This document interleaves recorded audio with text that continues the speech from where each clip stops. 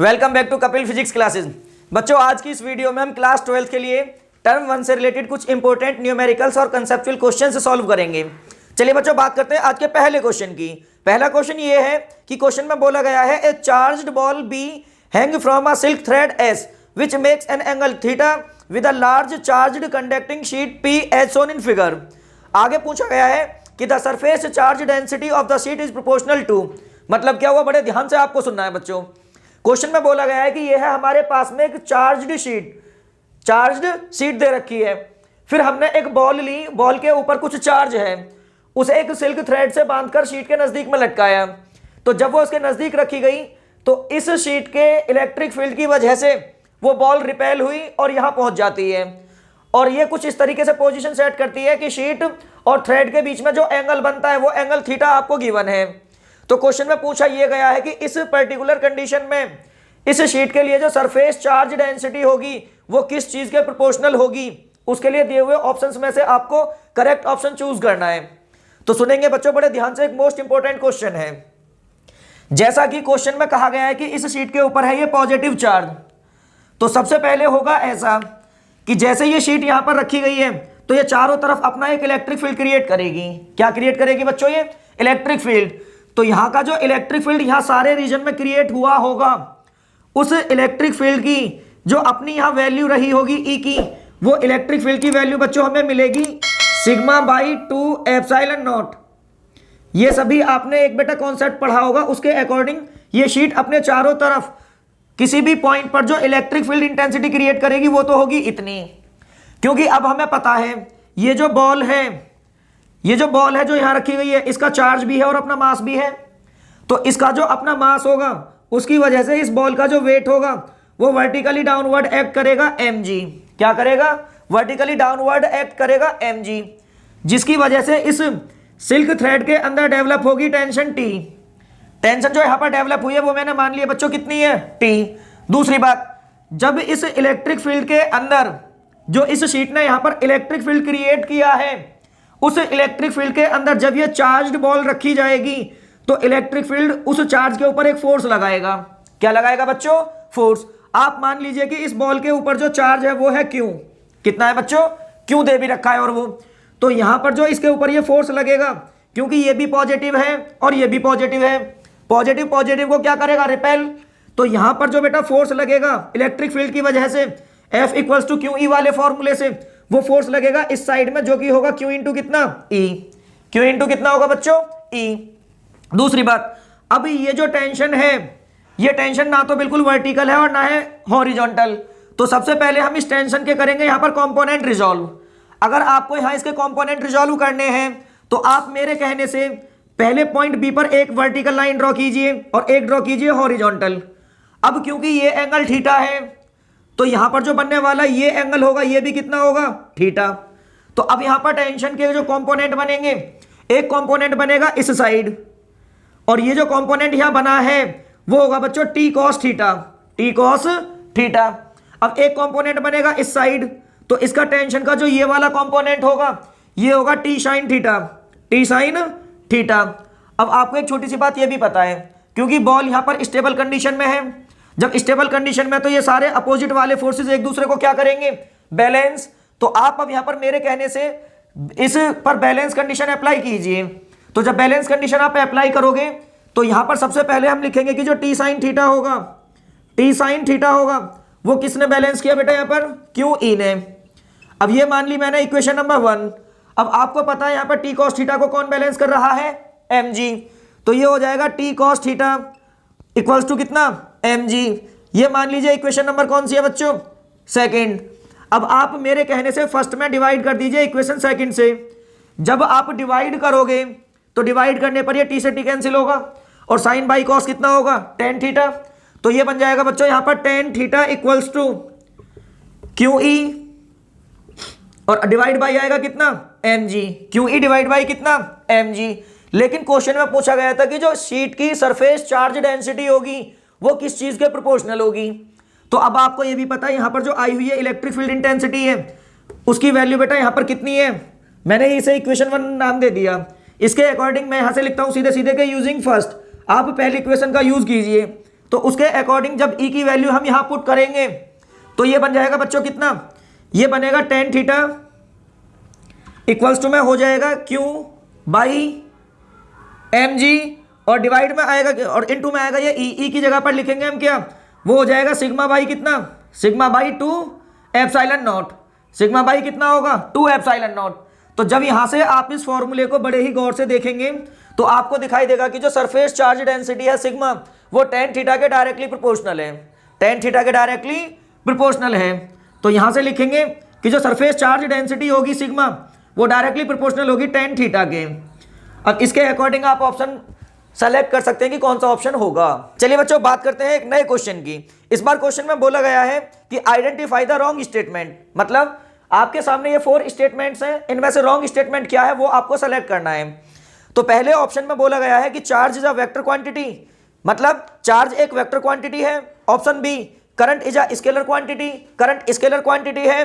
Option C charge can be quantized, charge को quantize किया जा सकता है। Option D charge is additive in nature, मतलब जो चार्ज होता है वो एडिटिव होता है नेचर में।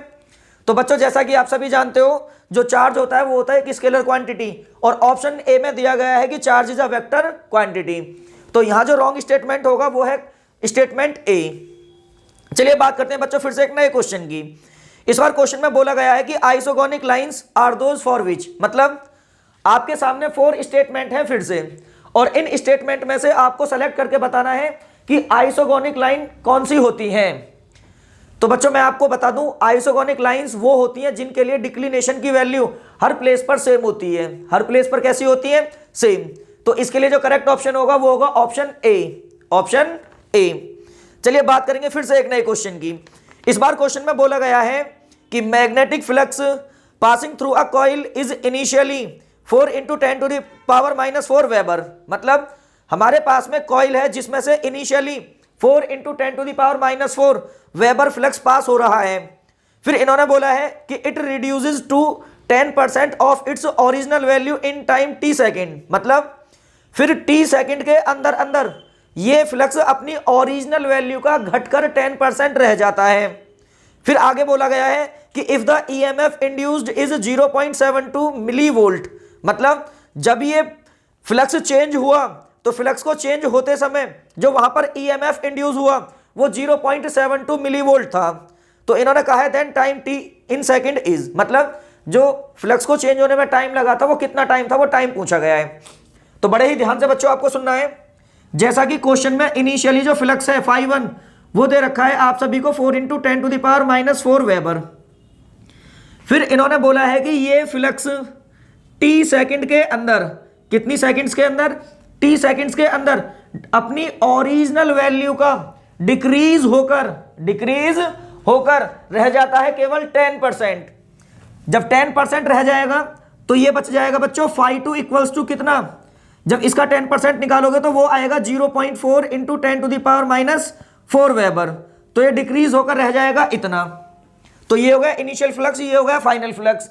अब इन्होंने फिर ये बोला है कि जब फ्लक्स इतने से चेंज होकर इतना हुआ तो उस कॉइल के अंदर जो ईएमएफ इंड्यूस हुआ ई वो था बच्चों 0.72 मिलीवोल्ट।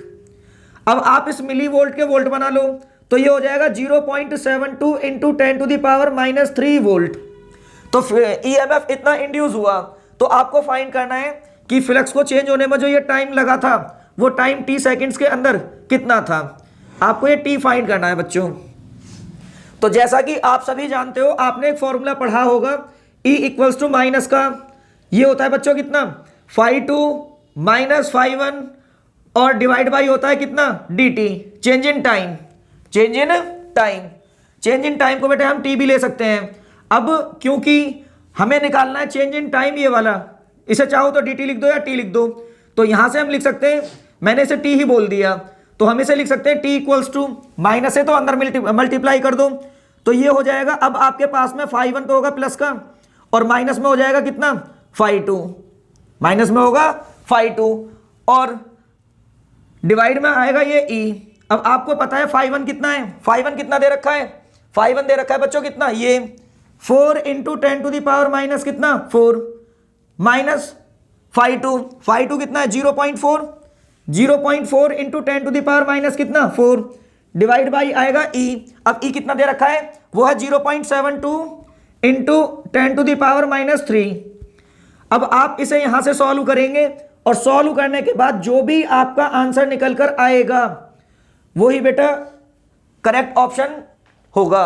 चलिए बच्चों बात करते हैं फिर से एक नए क्वेश्चन की। इस बार क्वेश्चन में बोला गया है कि in a potentiometer a cell of EMF 1.5 volt gives a balancing point at 32 centimetre length of wire. मतलब क्वेश्चन में बोला गया है कि हमारे पास में पोटेंशियोमीटर है, जब उस पोटेंशियोमीटर की हेल्प से हमने एक सेल जिसका ईएमएफ 1.5 वोल्ट है बैलेंसिंग पॉइंट फाइंड किया तो वो हमें 32 सेंटीमीटर पर मिलता है।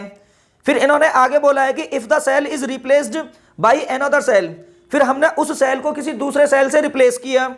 आगे बोला गया है कि then the balancing point shifts to 65 centimetre, तो वो बैलेंसिंग पॉइंट 32 सेंटीमीटर से शिफ्ट होकर 65 सेंटीमीटर पर चला जाता है। तो आगे पूछा गया है कि then the EMF of second cell is, मतलब फिर जो सेकंड सेल हमने लगाया था उस सेल का ईएमएफ कितना होगा, ये आपसे पूछा गया है बच्चों। तो बड़े ध्यान से आपको सुनना है। क्वेश्चन के अकॉर्डिंग जो पहले वाला सेल है उसका ईएमएफ मैंने E1 माना, जो कि गिवन है कितना बच्चों, वो दे रखा है आप सभी को 1.5 वोल्ट। इस सेल की वजह से जो हमें बैलेंसिंग लेंथ मिली जिसे हम L1 से रिप्रेजेंट कर रहे हैं वो मिली थी कितने सेंटीमीटर पर बच्चों, 32 सेंटीमीटर पर, 32 सेंटीमीटर पर। फिर हमने वहां पर दूसरा सेल लिया जिसका ईएमएफ मैंने मान लिया कितना है E2, और इस E2 की वैल्यू आपको E दे रखी है, और इसकी वजह से जो बैलेंसिंग लेंथ मिलती है वो मैंने L2 मानी और वो मिली है हमें 65 सेंटीमीटर पर। तो पूछा ये गया है कि जो ये सेकंड वाला सेल था जिसका ईएमएफ हमें पता नहीं है, ये ईएमएफ आखिर होगा कितना, ये E2, ये आपको फाइंड करके बताना है। तो बच्चों जैसा कि आप सभी ने पढ़ा होगा पोटेंशियोमीटर के अंदर कि जब दो सेल्स का ईएमएफ कंपेयर किया जाता है पोटेंशियोमीटर की हेल्प से तो वहां पर एक फॉर्मूला निकल कर आता है E1 by E2 equals to होता है L1 बाई कितना, L2। अब आप इस फॉर्मूले में वैल्यूज को पुट कीजिए तो E1 की जगह पर मैं लिख सकता हूं 1.5, E2 की जगह पर लिख सकता हूं केवल E, और यहां पर L1 की जगह पर कितना लिखेंगे 32 और L2 की जगह पर लिखेंगे 65। अब यहां से आप इसे सॉल्व कर लेना और सॉल्व करके जो भी आपका आंसर निकल कर आए उसे दिए हुए ऑप्शन से मैच कर लेना और हमें बता देना। चलिए बच्चों बात करते हैं फिर से एक नए क्वेश्चन की। क्वेश्चन आपके सामने है। अब क्वेश्चन में क्या कहा गया है मैं एक्सप्लेन करता हूं, बड़े ध्यान से आपको सुनना है। क्वेश्चन में कहा गया है कि हमारे पास में एक यूनिफॉर्म इलेक्ट्रिक फील्ड है जिसका मैग्नीट्यूड 5 × 10⁵ न्यूटन पर कूलम दे रखा है। फिर हमने एक सर्कुलर कॉइल ली जिसका रेडियस 10 सेंटीमीटर है और इस कॉइल को इस इलेक्ट्रिक फील्ड के अंदर प्लेस किया, और प्लेस कुछ इस तरीके से किया कि इस कॉइल का जो प्लेन है वो इलेक्ट्रिक फील्ड की डायरेक्शन के साथ में 60 डिग्री का एंगल बना रहा है। कितने डिग्री का एंगल बना रहा है, 60 डिग्री का। तो बताना यह है कि इस कॉइल के अंदर से इलेक्ट्रिक फ्लक्स कितना पास होगा। तो फाइनली हमारा जो यहां पर मकसद है वो φE फाइंड करना है बच्चों। अब जैसा कि आप सभी ने पढ़ा होगा कि जो इलेक्ट्रिक फ्लक्स होता है उस इलेक्ट्रिक फ्लक्स को लिखने का फॉर्मूला होता है EdS cos theta, EdS cos theta. अब क्योंकि इलेक्ट्रिक फील्ड तो चलो दे रखा है, ds की बात करें तो एरिया इसका आ जाएगा रेडियस की हेल्प से। अब बात आती है एंगल थीटा की, एंगल थीटा की। तो बड़े ध्यान से आपको सुनना है बच्चों। ये जो थीटा होता है ना एंगल, वो कॉइल के नॉर्मल वेक्टर, बोले तो जो कॉइल का एरिया वेक्टर होता है उसके और इलेक्ट्रिक फील्ड के बीच का एंगल होता है। अब जो यहां पर दिया हुआ एंगल है वो है क्योंकि कॉइल के प्लेन का, तो ये मान लीजिए ये हो गया बेटा कॉइल का अपना प्लेन। बड़े ध्यान से आपको सुनना है, ये है कॉइल का प्लेन, ये जो मैंने लाइन ड्रॉ की है ये होगी बेटा कॉइल का प्लेन, और ये हो गया इलेक्ट्रिक फील्ड। तो यहां पर कॉइल के प्लेन, ये है कॉइल का प्लेन, मैं इस बात को लिखे भी देता हूं, ये हो गया plane of coil, plane of coil, और ये होगी इलेक्ट्रिक फील्ड की डायरेक्शन। तो इन दोनों के बीच में जो ये एंगल बना है ये दे रखा है आपको 60 डिग्री। मान लीजिए कॉइल के सेंटर से ये है इलेक्ट्रिक फील्ड की डायरेक्शन, ये किसकी डायरेक्शन है बच्चों, E वेक्टर। तो इन दोनों के बीच में जो ये एंगल है प्लेन और इलेक्ट्रिक फील्ड के बीच का, ये थीटा दे रखा है आपको 60 डिग्री। लेकिन हमें जो एंगल यहां पर रिक्वायर होता है वो होता है कौन सा बच्चों, नॉर्मल और इलेक्ट्रिक फील्ड के बीच का। अब यदि मैं इसकी बात करूं, इसके एरिया वेक्टर की बात करूं, तो इसका जो अपना एरिया वेक्टर आएगा ना वो बेटा आएगा यहां पर इस डायरेक्शन में ऐसे, ये हो जाएगा इसका एरिया वेक्टर, बोले तो ds वेक्टर इस डायरेक्शन में। तो हमें जो रिक्वायरमेंट होगी वो एरिया वेक्टर और इलेक्ट्रिक फील्ड के वेक्टर के बीच के एंगल की होगी, और वो एंगल यहां पर कितना है, वो है बेटा 30 डिग्री। कितना होगा, 30 डिग्री, क्योंकि ये एंगल कितने डिग्री होता है, 90 डिग्री। कितने डिग्री, 90 डिग्री। अब आप ये भी जानते हो, क्योंकि जो ये होता है ना एरिया वेक्टर, वो प्लेन के साथ में 90 डिग्री बनाता है। ये है इलेक्ट्रिक फील्ड, तो थीटा हो गया कितना। अब यहां पर दो एंगल है, उसमें से जो हमारे काम का एंगल है वो है थीटा। ये अब आप इस फॉर्मूले से बात कीजिए, तो E की वैल्यू कितनी दे रखी है, 5 × 10⁵ बात करते हैं ds की। किसकी बच्चों, ds होगा कॉइल का अपना एरिया जो होगा कॉइल का वो होगा πr स्क्वायर, और इनटू में आ जाएगा cos 30 डिग्री। अब यहां से आप सारी वैल्यूज को पुट करना, ये हो जाएगा 5 × 10⁵, पाई की वैल्यू 3.14, और ये कितना बेटा, ये हो गया r स्क्वायर, यानी कि रेडियस दे रखा 10 सेंटीमीटर। बाकी सारी वैल्यूज को आप यहां पर पुट कर लीजिए, और पुट करने के बाद जब आप सॉल्व करेंगे तो जो भी आपका आंसर निकल कर आएगा वो आपको दिए हुए ऑप्शन से मैच करना है, और जो भी आपका करेक्ट आंसर आए उसे कमेंट बॉक्स में कमेंट करके हमें जरूर बताएं। चलिए बच्चों, बात करते हैं फिर से एक नए क्वेश्चन की। क्वेश्चन आपके सामने है। अब क्वेश्चन में क्या कहा गया है पहले मैं एक्सप्लेन करता हूं, बड़े ध्यान से आपको सुनना है। क्वेश्चन में बोला गया है कि ये जो क्यूब आपको दिखाई दे रहा है, इस क्यूब की ईच साइड स्मॉल a के इक्वल है। इस क्यूब को हमने कोऑर्डिनेट सिस्टम से स्मॉल a डिस्टेंस पर रखा है, मतलब जितनी क्यूब की साइड है उतनी ही डिस्टेंस इस क्यूब की इस कोऑर्डिनेट सिस्टम के ओरिजिन से है। फिर इस क्यूब के अक्रॉस जो हमने इलेक्ट्रिक फील्ड अप्लाई किया, उस इलेक्ट्रिक फील्ड की x डायरेक्शन में वैल्यू इतनी है, y में और z में 0 दे रखी है, और फिर इन्होंने आगे बोला है कि यहां पर आया हुआ जो ये एल्फा है, इस एल्फा की वैल्यू 800 न्यूटन पर कूलम मीटर स्क्वायर है। फिर आगे इन्होंने ये पूछा है कि यदि आपको रिक्वायरमेंट हो तो इसमें a की वैल्यू 0.1 मीटर ले लेना, 0.1 मीटर ले लेना। फिर इन्होंने ये भी बोला है कि इस क्यूब के अंदर से फाइनली जो टोटल इलेक्ट्रिक फ्लक्स पास हुआ है, वो total electric flux 1.05 newton metre square by coulomb है। टोटल फ्लक्स इतना पास हुआ है। तो फाइनली क्वेश्चन में ये पूछा गया है कि यदि इस क्यूब में से इतना फ्लक्स पास होगा, तो इस क्यूब के अंदर कितना चार्ज एनक्लोज होगा। वो एनक्लोज्ड चार्ज आपको बेटा यहां पर फाइंड करके बताना है और सेलेक्ट करना है करेक्ट ऑप्शन। तो बड़े ध्यान से आप देखेंगे, बड़े ध्यान से आपको देखना है। आपने बेटा गॉस थ्योरम के अकॉर्डिंग एक फॉर्मूला पढ़ा होगा, वो होता है कि जो फाई ई होता है वो क्यू बाई एप्सिलॉन नॉट होता है, क्यू बाई एप्सिलॉन नॉट होता है। और यहां पर जो ये क्यू होता है ये होता है एनक्लोज्ड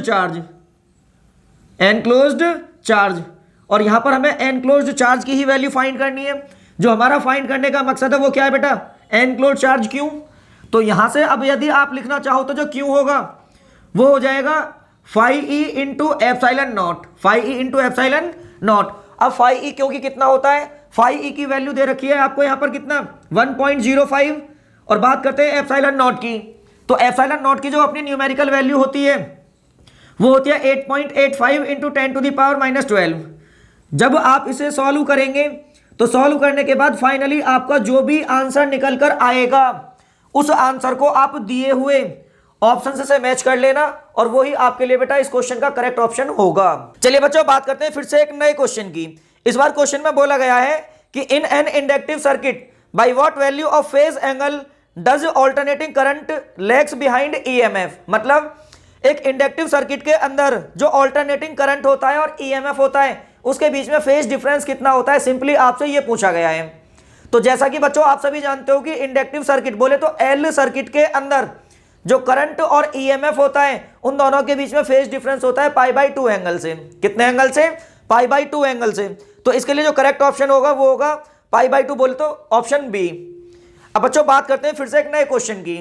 इस बार नया क्वेश्चन आपके सामने है, और ना ही तो मैं इस क्वेश्चन को बच्चों एक्सप्लेन करूंगा और ना ही मैं इसका करेक्ट ऑप्शन आपको बताने वाला हूं।